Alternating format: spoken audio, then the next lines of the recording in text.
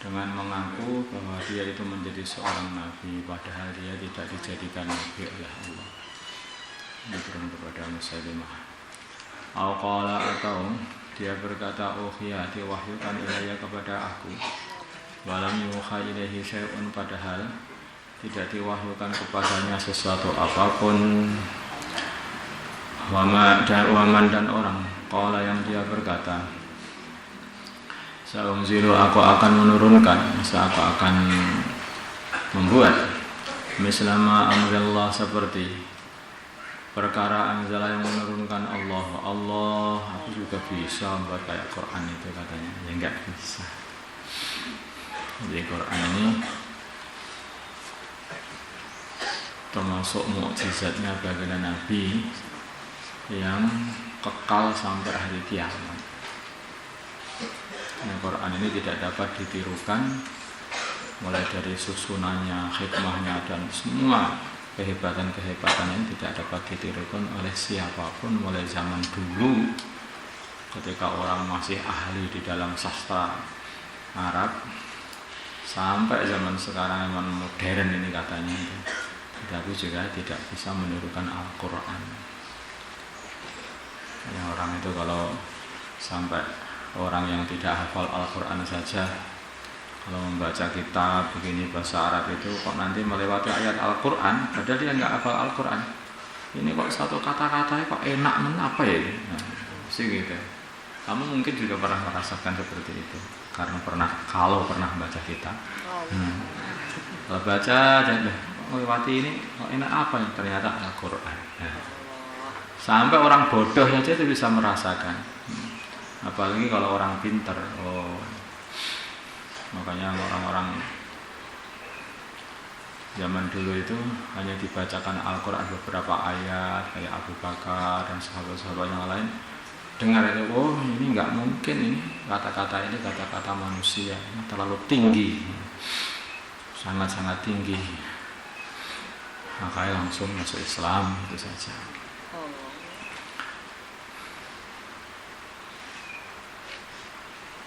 Walau tara, kalau kamu melihat wahai Muhammad, idz zalimuna, dikala orang-orang yang zalim, fi ghamaratil mauti, di dalam sakarat mati, wal malaikatu, dan para malaikat bahas itu mereka mengulurkan aydihim, tangan-tangan mereka, ahriju, mereka berkata, keluarkanlah anfusakum, diri kalian, nyawa-nyawa kalian kepada kami, supaya kami cabut nyawa-nyawa itu. Al-yawma, pada hari itu, al-yawma, pada hari ini, tudzawna, akan dibalas, mereka akan al-yawma tudzawna adzabal huni, akan dibalaskan adzabal huni, siksa yang menghinakan. Al-yawma, dari itu zona, kalian akan dibalas adzabal huni, siksa yang menghinakan. Bima, sebab perkara kuntum adana kalian taquluna, berkata, Allah, atas Allah ghairal haqqi, dengan perkataan yang tidak benar. Wa kuntum, dan adana kalian an ayatihi, dari ayat-ayatnya Allah, tastaghfirun,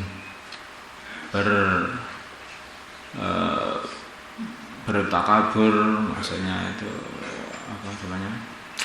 Itu menyombongkan diri. Saya menyombongkan diri itu nggak mau ikut. Gitu. Orang itu kalau sombong nggak mau ikut. Menyombongkan diri.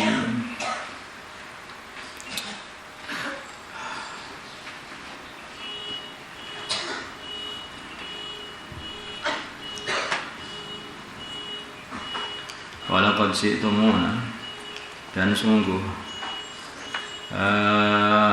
setelah dibangkitkan dari kubur, walaqad ji'tumuna, dan sungguh kalian telah mendatangi kami setelah bangkit dari kubur, furata, dalam keadaan sendirian, tanpa harta, tanpa anak, tanpa keluarga.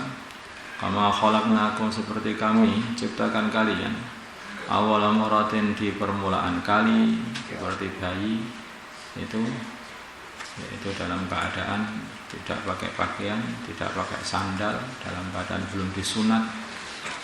Wa taraktum, dan kalian tinggalkan ma perkara khawwalnakum, yang kami berikan kepada kalian daripada harta yang aku berikan kepada kalian pun juga enggak kamu bawa. Nanti setelah bangkit dari kubur itu, orang itu akan datang kepada Allah dalam keadaan sendirian. Dia tidak ngurus keluarganya, tidak ngurus hartanya, tidak ngurus anaknya. Mana hartaku, mana anakku, mana keluargaku? Enggak. Ya, sendirian, dan ketakutan dengan sendirian juga karena mau diurus oleh Allah. Semua yang dikumpulkan habis-habisan sampai capek selama di dunia, yaitu harta ini, tinggal prung dah. Wara'a zuhurikum, di belakang punggung-punggung kalian di dunia sana. Dan mereka tidak bisa menolak seperti itu. Wa ma nara, dan kami tidak melihat ma'akum bersama kalian syufa'akum, pembela-pembela kalian, yaitu berhala-berhala kalian yang kalian anggap dapat membela. Tidak apa-apa, masih nyembah berhala atau yang dianggap Tuhan itu. Ternyata setelah sampai di akhirat, mereka semuanya tidak bisa membela alladzina, yaitu Tuhan-Tuhan, za'amtum, yang kalian anggap annahum, sungguh mereka, fikum, di dalam kalian, syuraka'u, sebagai sekutu-sekutu Allah. Menganggap mereka itu menurut kalian sebagai sekutu-sekutunya Allah SWT, sehingga kalian sembah mereka itu. Kalian harapkan dapat membela kalian. Ternyata itu hanyalah nama-nama yang tidak ada yang dinamakan hakikatnya. Nama-nama yang omong kosong saja.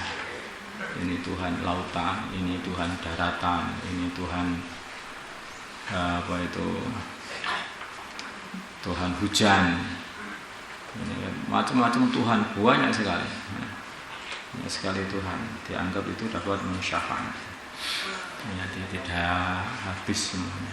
Itu hanya nama-nama yang kalian karang sendiri. Setelah dikarang kemudian kalian sembah sendiri. Seperti hanya berhala-berhala yang kalian buat sendiri, kamu ukir sendiri, setelah jadi disembah sendiri. Nah, Tuhan kok yang membuat, yang menyembahnya. Sebelum ada Tuhannya, sudah ada yang menyembahnya. Buat dulu Tuhan, mau apa? Membuat Tuhan. Nah, kok kamu nggak menyembah pembuat Tuhannya saja? Ya siapa? Ya kamu sendiri itu. Tuhan kamu yang buat, gimana? Laqad taqatta'a, sungguh telah terpisah-pisah, terputus-putus, bainakum, di antara kalian, maksudnya terputus-putus hubungan kalian. Wa dhalla, dan telah hilang antum, dari kalian, ma kuntum tas'umun, apa yang dulunya kalian kira dapat mensyafaatinya. Tidak, hubungan kalian dengan berhala-berhala kalian, Tuhan-Tuhan palsu kalian, semuanya itu semuanya sudah habis, hilang semuanya. Tinggal satu saja, yaitu Allah Subhanahu wa taala. Dulu ketika di dunia, apakah kalian mentaatinya, menyembahnya? Nah, kalau tidak, ya padahal Tuhan ini hanya satu, hanya Allah. Bumi milik Allah, langit milik Allah, dunia milik Allah, akhirat milik Allah. Sekarang datang, kamu pun juga diciptakan oleh Allah. Kalian juga diciptakan oleh Allah, dihidupkan oleh Allah, dimatikan Allah, dibangkitkan kembali oleh Allah, kembali kepada Allah. Kemudian mau apa? Jadilah orang akan jadi menyesal semenyesal-nyesalnya pada waktu itu. Itu sudah tidak ada tempat untuk kembali lagi ke dunia. Hidup di dunia ini sekali salah, udah hancur terusnya. Hidup itu hanya sekali, makanya jangan dihambur-hamburkan waktu kita di dunia ini untuk perkara yang tidak ada faedahnya. Ini para ulama zaman dulu itu saking merasa yaitu ngimannya pada waktu yang ada di dunia ini, sehingga mereka itu sampai makan pun tidak dikunyah. Mereka makan masuk telan. Maka muridnya bertanya, "Syekh, kenapa engkau makan kok langsung ditelan? Sudah tak hitung itu. Kalau aku masih harus ngunyah, maka aku sudah kehilangan 90 tasbih yang seharusnya dapat aku buat bertasbih."